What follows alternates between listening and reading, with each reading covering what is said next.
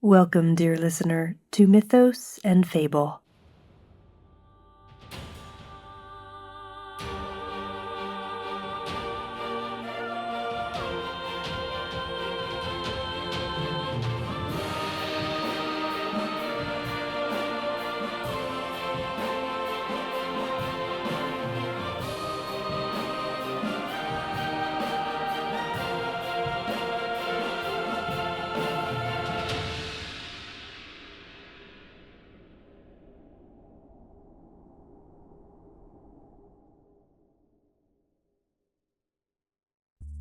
The Yellow Wallpaper by Charlotte Perkins Gilman. It is very seldom that mere ordinary people like John and myself secure ancestral halls for the summer. A colonial mansion, a hereditary estate, I would see a haunted house, and reach the height of romantic felicity, but that would be asking too much of fate. Still, I will proudly declare that there is something queer about it. Else, why should it be let so cheaply? And why have stood so long untenanted? John laughs at me, of course, but one expects that in marriage. John is practical in the extreme. He has no patience with faith and intense horror of superstition, and he scoffs openly at any talk of things not to be felt and seen and put down in figures. John is a physician, and perhaps, I would not say it to a living soul, of course, but this is dead paper and a great relief to my mind. Perhaps that is one reason I do not get well faster. You see, he does not believe I'm sick. And what can one do? If a physician of high standing and one's own husband assures friends and relatives that there's really nothing the matter with one but temporary nervous depression, a slight hysterical tendency, what is one to do? My brother is also a physician and also of high standing, and he says the same thing. So I take phosphates or phosphites, whichever it is, and tonics and journeys and air and exercise, and am absolutely forbidden to work until I am well again. Personally, I disagree with their ideas. Personally, I believe that congenial work with excitement and change would do me good. But what is one to do? I did write for a while in spite of them, but it does exhaust me a good deal, having to be so sly about it, or else meet with heavy opposition. I sometimes fancy that in my condition, if I had less opposition and more society and stimulus. But John says the very worst thing I could do is to think about my condition, and I confess it always makes me feel bad. So I will let it alone and talk about the house. The most beautiful place, it is quite alone, standing well back from the road, quite 3 miles from the village. It makes me think of English places that you read about, for there are hedges and walls and gates that lock, and lots of separate little houses for the gardeners and people. There is a delicious garden. I never saw such a garden, large and shady, full of box-bordered paths, and lined with long grape-covered arbors with seats under them. There were greenhouses too, but they are all broken now. There was some legal trouble, I believe, something about the heirs and co-heirs. Anyhow, the place has been empty for years. That spoils my ghostliness, I'm afraid, but I don't care. There is something strange about the house. I can feel it. I even said so to John one moonlit evening, but he said what I felt was a draft and shut the window. I get unreasonably angry with John sometimes. I'm sure I never used to be so sensitive. I think it's due to this nervous condition, but John says if I feel so, I shall neglect proper self-control, so I take pains to control myself, before him at least, and that makes me very tired. I don't like our room a bit. I wanted one downstairs that opened on the piazza and had roses all over the window, and such pretty old-fashioned chintz hangings, but John would not hear of it. He said there was only one window and not room for 2 beds, and no near room for him if he took another. He's very careful and loving, and hardly lets me stir without special direction. I have a scheduled prescription for each hour in the day. He takes all care from me, and so I feel baselessly ungrateful not to value it more. He said we came here solely on my account, that I was to have perfect rest and all the air I could get. "Your exercise depends on your strength, my dear," said he, "and your food somewhat on your appetite. But air you can absorb all the time." So we took the nursery at the top of the house. It's a big, airy room, the whole floor nearly, with windows that look all ways and air and sunshine galore. It was a nursery first, and then playground and gymnasium. I should judge, for the windows are barred for little children and there are rings and things in the walls. The paint and paper look as if a boys' school had used it. It is stripped off, the paper, in great patches all around the head of my bed, about as far as I can reach, and in a great place on the other side of the room low down. I never saw worse paper in my life. One of those sprawling, flamboyant patterns committed every artistic sin.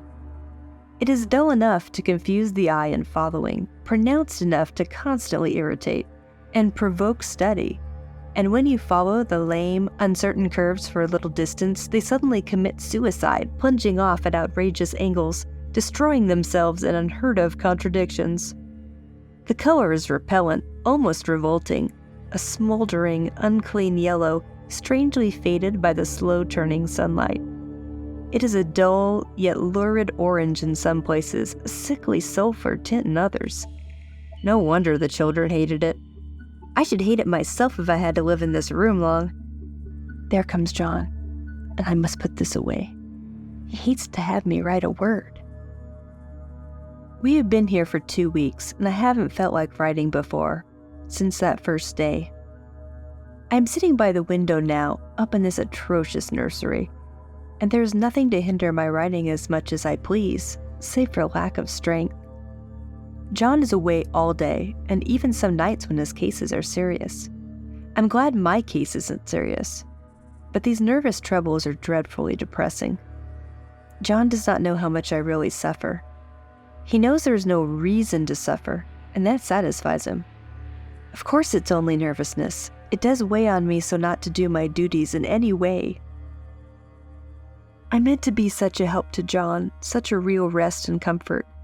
And here I am, a comparative burden already. Nobody would believe what an effort it is to do what little I am able to dress and entertain and order things. It is fortunate Mary is so good with the baby, such a dear baby. And yet I cannot be with him. It makes me so nervous. I suppose John was never nervous in his life. He laughs at me so about this wallpaper. At first he meant to repaper the room, but afterwards he said that I was letting it get the better of me, and that nothing was worse for a nervous patient than to give way to such fancies. He said that after the wallpaper was changed, it would be the heavy bedstead, and then the barred windows, and then that gate at the head of the stairs, and so on. "You know the place is doing you good," he said, "and really, dear, I don't care to renovate the house just for a 3 months rental." "Then do let us go downstairs," I said. "There are such pretty rooms down there." Then he took me in his arms and called me a blessed little goose, and said he would go down cellar if I wished and have it whitewashed into the bargain. But he is right enough about the beds and windows and things. It is as airy and comfortable a room as anyone need wish, and, of course, I would not be so silly as to make him uncomfortable just for a whim. I'm getting quite fond of the big room, all but that horrid paper. Out of one window I can see the garden, those mysterious deep-shaded arbors, the riotous old-fashioned flowers and bushes and gnarly trees. Out of another I get a lovely view of the bay and a little private wharf belonging to the estate. There's a beautiful shaded lane that runs down there from the house. I always fancy I see people walking in these numerous paths and arbors, but John has cautioned me not to give way to fancy in the least. He says with my imaginative power and habit of story-making, a nervous weakness like mine is sure to lead to all manner of excited fantasies, and that I ought to use my will and good luck sense to check for tendency. So I try. I think sometimes that if I were only well enough to write a little, it would relieve the press of ideas and rest me. But I find I get pretty tired when I try. It is so discouraging not to have any advice and companionship about my work. When I get really well, John says we will ask Cousin Henry and Julia down for a long visit. but he says he would as soon put fireworks in my pillowcase as to let me have those stimulating people about now. I wish I could get well faster, but I must not think about it. This paper looks at me as if it knew what a vicious influence it had. There is a recurrent spot where the pattern lulls like a broken neck, and two bulbous eyes stare at you upside down. I get positively angry with the impertinence of it, and the everlastingness. Up and down and sideways they crawl, and those absurd and blinking eyes are everywhere. There is one place where two breadths didn't match, and the eyes go all up and down the line, one a little higher than the other. I never saw so much expression in an animate thing before, and we all know how much expression they can have. I used to lie awake as a child and get more entertainment and terror out of blank walls and plain furniture than most children can find in a toy store.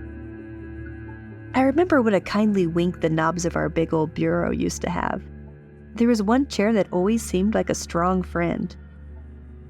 I used to feel that if any of the other things looked too fierce, I could always hop into that chair and be safe. The furniture in this room is no worse than inharmonious, however, for we had to bring it all from downstairs. I suppose when this used to be a playroom, they had to take the nursery things out, and no wonder I never saw such ravages as the children have made here. The wallpaper, as I have said before, is torn off in spots, and it sticketh closer than a brother. They must have had perseverance as well as hatred. Then the floor is scratched and gouged and splintered, the plaster itself is dug out here and there, and this great heavy bed, which is all we found in the room, looks as if it had been through wars. But I don't mind it a bit. Only the paper. There comes John's sister, such a dear girl as she is, and so careful of me. Must not let her find me writing. She is a perfect and enthusiastic housekeeper, and hopes for no better profession. I verily believe she thinks it is the writing which makes me sick. But I can write when she is out, and see her a long way off from these windows. There is one that commands the road, a lovely shaded winding road, and one that just looks off over the country. A lovely country, too, full of great elms and velvet meadows.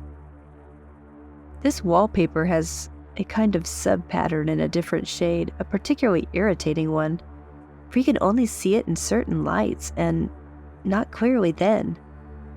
But in places where it isn't faded, and where the sun is just so, I can see a strange, provoking, formless sort of figure that seems to sulk about behind that silly and conspicuous front design. There's sister on the stairs. Well, the 4th of July is over, the people are gone, and I am tired out. John thought it might do me good to see a little company, so we just had Mother and Nellie and the children down for a week. Of course, I didn't do a thing. Jenny sees to everything now. But it tired me all the same. John says if I don't pick up faster, he shall send me to Weir Mitchell in the fall. But I don't want to go there at all. I had a friend who was in his hands once, and she says he was just like John and my brother, only more so. Besides, it's such an undertaking to go so far. I don't feel as if it will be worth my while to turn my hand over for anything, and I'm getting dreadfully fretful and querulous. I cry at nothing, and cry most of the time. Of course I don't when John is here, or anybody else, but when I am alone, and I am alone a good deal just now. John is kept in town very often by serious cases, and Jenny is good and lets me alone when I want her to.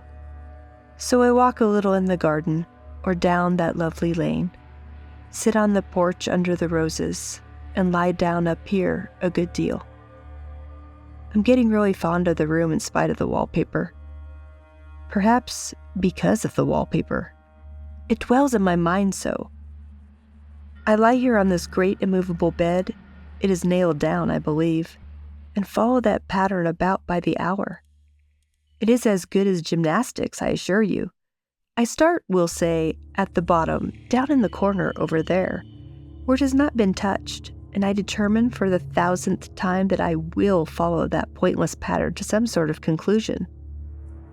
I know a little of the principle of design, And I know this thing was not arranged on any laws of radiation, or alternation, or repetition, or symmetry, or anything else that I've ever heard of.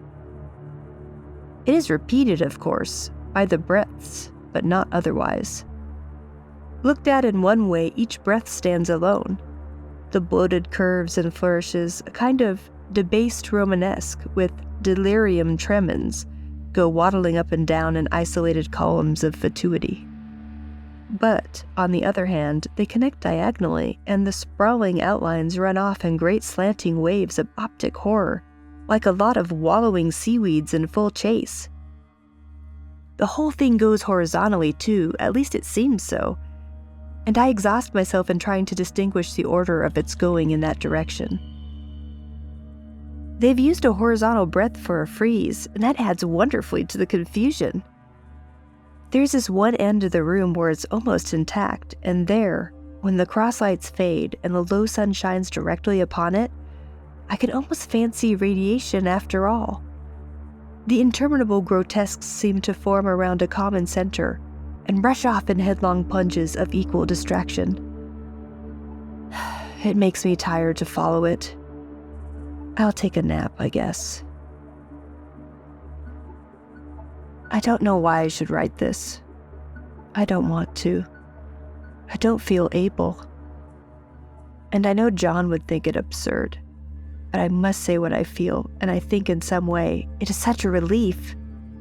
But the effort is getting to be greater than the relief.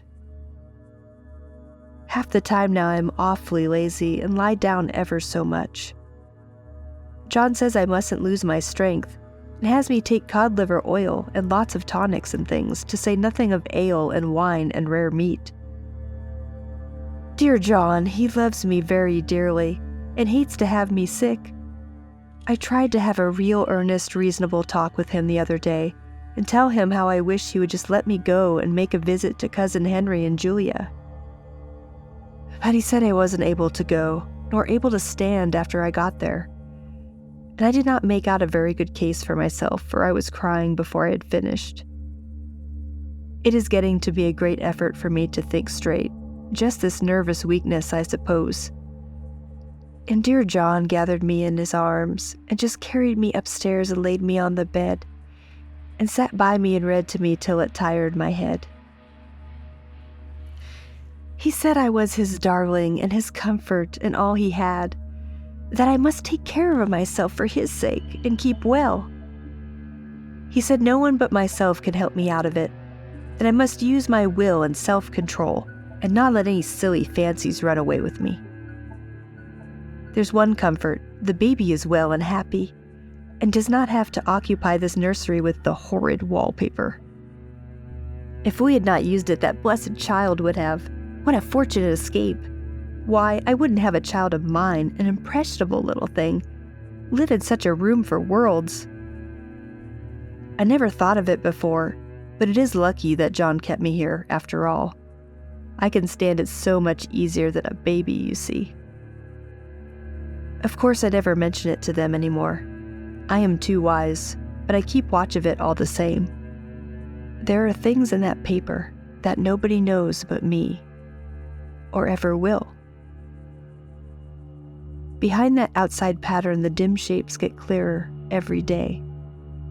It is always the same shape, only very numerous. And it is like a woman stooping down and creeping behind that pattern. I don't like it a bit. I wonder, I begin to think, I wish John would take me away from here. It is so hard to talk with John about my case, because he is so wise and because he loves me so. But I tried it last night.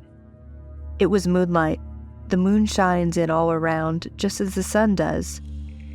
I hate to see it sometimes. It creeps so slow, and always comes in by one window or another.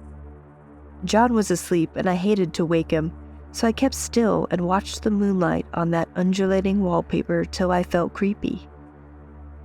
The faint figure behind seemed to shake the pattern, just as if she wanted to get out.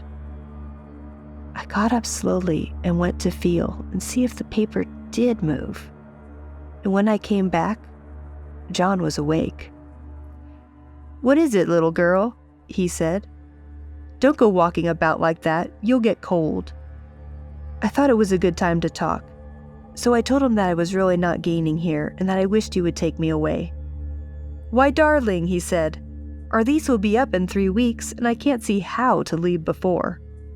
The repairs are not done at home, and I cannot possibly leave town just now. Of course, if you were in any danger, I could and would. But you really are better, dear, whether you can see it or not. I am a doctor, dear, and I know. You are gaining flesh and color. Your appetite is better. I feel really much easier about you."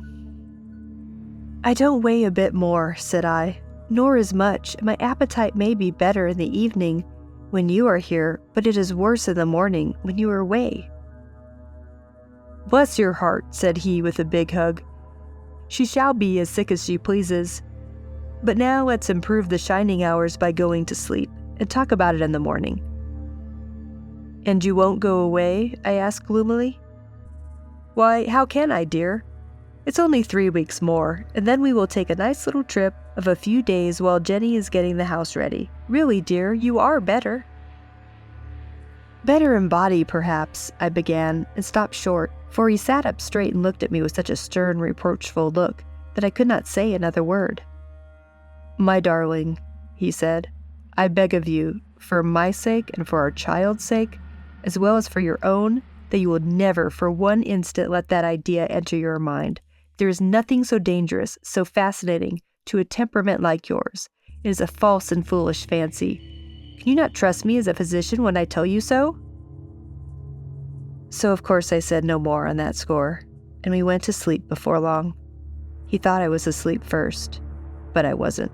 I lay there for hours trying to decide whether that front pattern and the back pattern really did move together or separately. On a pattern like this, by daylight, there's a lack of sequence, a defiance of law, that is a constant irritant to a normal mind. The color is hideous enough, and unreliable enough, and infuriating enough, but the pattern is torturing. You think you have mastered it, but just as you get well underway and following, it turns a back somersault, and there you are. It slaps you in the face, knocks you down, and tramples upon you. It is like a bad dream. The outside pattern is a florid arabesque, reminding one of a fungus. If you could imagine a toadstool in joints, an interminable string of toadstools budding and sprouting in endless convolutions, why, that is something like it. That is, sometimes. There is one marked peculiarity about this wallpaper, a thing nobody seems to notice but myself, and that is that it changes as the light changes. When the sun shoots in through the east window, I always watch for that first long, straight ray. It changes so quickly that I never can quite believe it. That is why I watch it always. By moonlight, the moon shines in all night when there is a moon. I wouldn't know it was the same paper. At night, in any kind of light, in twilight, candlelight, lamplight, and worst of all, by moonlight, it becomes bars, the outside pattern, I mean, and the woman behind it as plain as can be. I didn't realize for a long time what the thing was that showed behind, that dim sub-pattern, but now I am quite sure it is a woman. By daylight she is subdued, quiet. I fancy it is the pattern that keeps her so still. It is so puzzling. It keeps me quiet by the hour. I lie down ever so much now. John says it's good for me, and to sleep all I can. Indeed, he started the habit by making me lie down for an hour after each meal.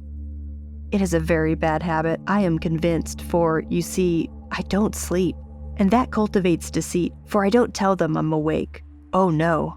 The fact is, I'm getting a little afraid of John. He seems very queer sometimes, and even Jenny has an inexplicable look. It strikes me occasionally, just as a scientific hypothesis, that perhaps it's the paper. I have watched John when he did not know I was looking. and come into the room suddenly on the most innocent excuses. And I've caught him several times looking at the paper. And Jenny, too. I caught Jenny with her hand on it once. She didn't know I was in the room, and when I asked her in a very quiet voice, with the most restrained manner possible, what she was doing with the paper, she turned around as if she'd been caught stealing and looked quite angry, asked me why I should frighten her so. Then she said that the paper stained everything it touched, that she had found yellow smooches on all of my clothes and John's, and she wished we would be more careful. Did not that sound innocent? But I know she was studying that pattern, and I am determined that nobody shall find it out but myself. Life is very much more exciting now than it used to be. You see, I have something more to expect, to look forward to watch. I really do eat better, and I am more quiet than I was. John is so pleased to see me improve. He laughed a little the other day and said I seemed to be flourishing in spite of my wallpaper. I turned it off with a laugh. I had no intention of telling him it was because of the wallpaper. He would make fun of me. He might even want to take me away. I don't want to leave now until I have found it out. There's a week more, and I think that will be enough. I'm feeling ever so much better. I don't sleep much at night, for it is so interesting to watch developments. But I sleep a good deal in the daytime. In the daytime, it is tiresome and perplexing. There are always new shoots on the fungus and new shades of yellow all over it. I cannot keep count of them, though I have tried conscientiously. It is the strangest yellow, that wallpaper. It makes me think of all the yellow things I ever saw. Not beautiful ones like buttercups, but old, foul, bad yellow things. But there is something else about that paper. The smell. I noticed it the moment we came into the room, but with so much air and sun, it was not bad. Now we have had a week of fog and rain, and whether the windows are open or not, the smell is here. It creeps all over the house. I find it hovering in the dining room, skulking in the parlor, hiding in the hall, lying in wait for me on the stairs. It gets into my hair. Even when I go to ride, if I turn my head suddenly and surprise it, there is that smell. Such a peculiar odor, too. I have spent hours in trying to analyze it, to find what it smelled like. It is not bad at first, and very gentle, but quite the subtlest, most enduring odor I have ever met. In this damp weather, it is awful. I wake up in the night and find it hanging over me. It used to disturb me at first. I thought seriously of burning the house to reach the smell. But now I'm used to it. The only thing I can think of that it is like is the color of the paper. A yellow smell. There's a very funny mark on this wall, low down near the mopboard. A streak that runs round the room. It goes behind every piece of furniture except the bed, a long, straight, even smooch, as if it had been rubbed over and over. I wonder how it was done and who did it, and what they did it for. Round and round and round, round and round and round. It makes me dizzy. I really have discovered something at last. Through watching so much at night when it changes so, I have finally found out. The front pattern does move, and no wonder. The woman behind shakes it. Sometimes I think there are a great many women behind, and sometimes only one, and she crawls around fast, and her crawling shakes it all over. Then in the very bright spots, she keeps still, and in the very shady spots, she just takes hold of the bars and shakes them hard. And she is all the time trying to climb through, but nobody could climb through that pattern. It strangles so. I think that is why it has so many heads. They get through, and then the pattern strangles them off and turns them upside down, and makes their eyes white. If those heads were covered or taken off, it would not be half so bad. I think that woman gets out in the daytime. And I'll tell you why, privately. I've seen her. I can see her out every one of my windows. It is the same woman, I know, for she's always creeping, and most women do not creep by daylight. I see her on that long shaded lane, creeping up and down. I see her in those dark grape arbors, creeping all around the garden. I see her on that long road under the trees, creeping along. And when a carriage comes, she hides under the blackberry vines. I don't blame her a bit. It must be very humiliating to be caught creeping by daylight. I always lock the door when I creep by daylight. I can't do it at night, for I know John would suspect something at once. And John is so queer now, and I don't want to irritate him. I wish you would take another room. Besides, I don't want anyone to get that woman out at night but myself. I often wonder if I could see her out all the windows at once. But turn as fast as I can only see out of one at a time. And though I always see her, she may be able to creep faster than I can turn. I have watched her sometimes way off in the open country, creeping as fast as a cloud shadow in a high wind. If only that top pattern could be gotten off from the under one. I mean to try it, little by little. I have found out another funny thing, but I shan't tell it this time. It does not do to trust people too much. There are only 2 more days to get this paper off, and I believe John is beginning to notice. I don't like the look in his eyes. I heard him ask Jenny a lot of professional questions about me. She had a very good report to give. She said I had slept a good deal in the daytime. John knows I don't sleep very well at night, for all I'm so quiet. He asked me all sorts of questions, too, and pretended to be very loving and kind, as if I couldn't see through him. Still, I don't wonder he acts so, sleeping under this paper for 3 months. It only interests me, but I feel sure John and Jenny are secretly affected by it. Hurrah! This is the last day, but it is enough. John is to stay in town overnight and won't be out until this evening. Jenny wanted to sleep with me, the sly thing, but I told her I should undoubtedly rest better for a night all alone. That was clever, for really I wasn't alone a bit. As soon as it was moonlight and that poor thing began to crawl and shake the pattern, I got up and ran to help her. I pulled and she shook. I shook and she pulled. And before morning, we had peeled off yards of that paper, a strip about as high as my head and half round the room. And then when the sun came and that awful pattern began to laugh at me, I declared I would finish it today. We go away tomorrow, and they are moving all my furniture down again to leave things as they were before. Jenny looked at the wall in amazement, but I told her merrily that I did it out of pure spite at that vicious thing. She laughed and said she wouldn't mind doing it herself, but I must not get tired. How she betrayed herself that time. But I am here, and no person touches this paper but me, not alive. She tried to get me out of the room. It was too patent. But I said it was so quiet and empty and clean now that I believed I would lie down again and sleep all I could. And not to wake me for dinner. I would call when I woke.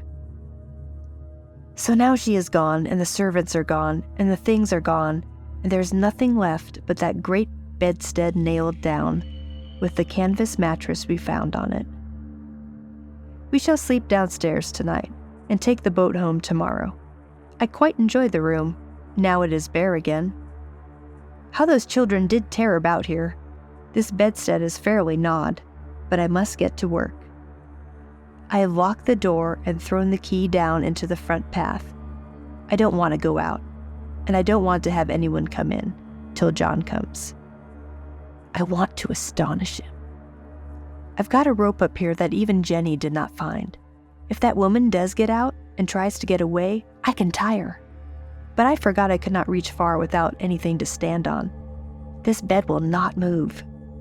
I tried to lift and push it until I was lame, and then I got so angry I bit off a little piece at one corner, but it hurt my teeth. Then I peeled off all the paper I could reach standing on the floor. It sticks horribly, and the pattern just enjoys it. All those strangled heads and bulbous eyes and waddling fungus growths just shriek with derision. I am getting angry enough to do something desperate. To jump out the window would be admirable exercise, but the bars are too strong even to try. Besides, I wouldn't do it. Of course not. I know well enough that a step like that is improper and might be misconstrued. I don't like to look out the windows even. There are so many of those creeping women, and they creep so fast. I wonder if they all come out of that wallpaper as I did. But I am securely fastened now by my well-hidden rope. You don't get me out in the road there.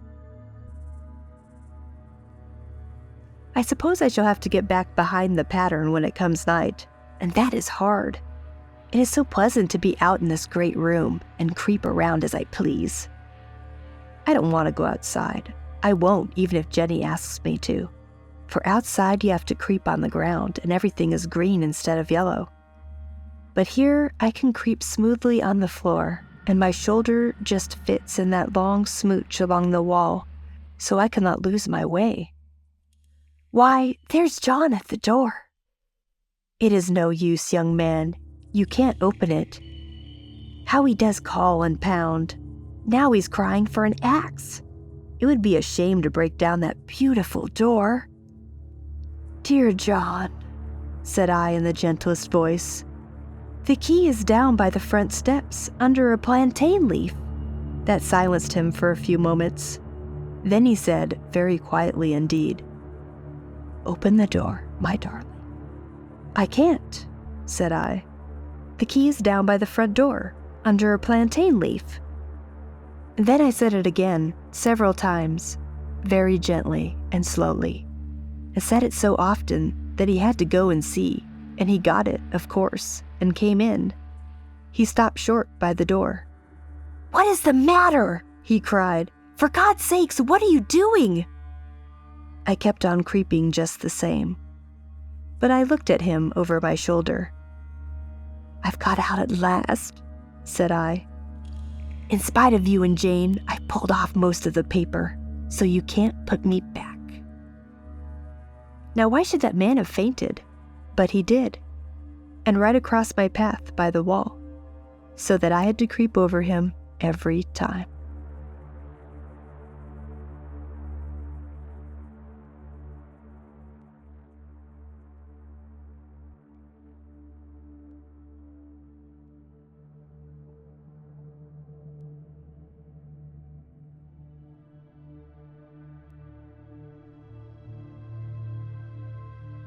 If you enjoy these stories, please like, subscribe, and share, as it greatly helps this brand new channel. If you have suggestions for future stories, please drop me a comment below and let me know.